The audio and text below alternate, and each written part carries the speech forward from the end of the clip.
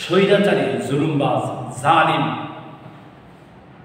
যারা রয়েছেন তারা আলেমদেরকে অনেক সময় দেখি ধর্ম ব্যবসায়ী বলে পরিচয় দেন। অনেক বিজ্ঞ ইসলামিক স্কলারকে আমরা দেখেছি তারা ধর্ম ব্যবসায়ী বলে পরিচয় দিতে চায়। মূলত ধর্ম ব্যবসায়ী কারা?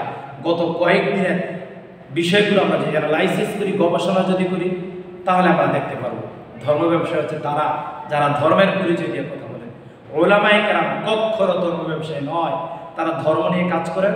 ধর্মের জন্য তারা নিজের জীবন, নিজের জৈবন, নিজের সব কিছু যারা বিলীন করে দিতে পারে, তারা তো মূলত ধর্ম ব্যবসায়ী হতে পারে না। বাংলাদেশের মধ্যে একজন দরবেশ রয়েছে যিনি সবসময় ধর্মের পরিচয় দিয়ে কথা বলতেন, আলেমদেরকে ধর্ম ব্যবসায়ী বলে গালি দিতেন। গত কয়েকদিন ধরে তার একটা ভিডিও বিশাল ভাইরাল হয়েছে। তিনি বলেন, আমি প্রথমে কোরআনকে ফলো করি, তারপর সহিহ হাদিসকে ফলো করি। গতকালকে আমরা দেখেছি দাড়ি মোছ সব কিছু ফেলে দিয়ে পালাতে চেয়েছিল, কিন্তু বাংলাদেশের প্রশাসন তাকে ধরে ফেলেছে, তাকে শাস্তির আওতাভুক্ত করেছে। তোমার এখন কোরআন কোথায় গেল? তোমার এখন হাদিস কোথায় গেল? তুমি তো ওলামায়ে কেরামদেরকে ধর্ম ব্যবসায়ী বলেছিলা। মূলত এই দরবেশের কোনো অভাব ছিল না।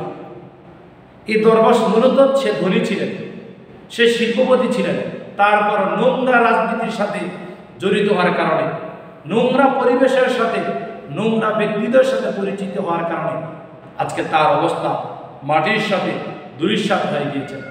আমরা ওলামায়ে কেরাম থেকে কথা বলার ক্ষেত্রে সর্বোচ্চ সম্মান থেকে কথা বলবো, সর্বোচ্চ ইজ্জত দিয়ে কথা বলার চেষ্টা করব। কেননা আল্লাহর মায়ের, আল্লাহর শাস্তি কখনো বৃথা যাবে না। আল্লাহ যখন চায় ওটা জাতিকে ধ্বংস করে দিতে পারে।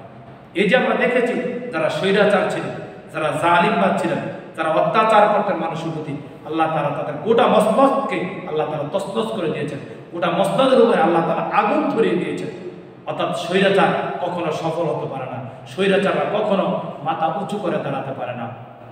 আলেমদেরকে যারা আজকে ধর্ম ব্যবসায়ী বলছেন, তারা মূলত ধর্ম ব্যবসায়ী নয়।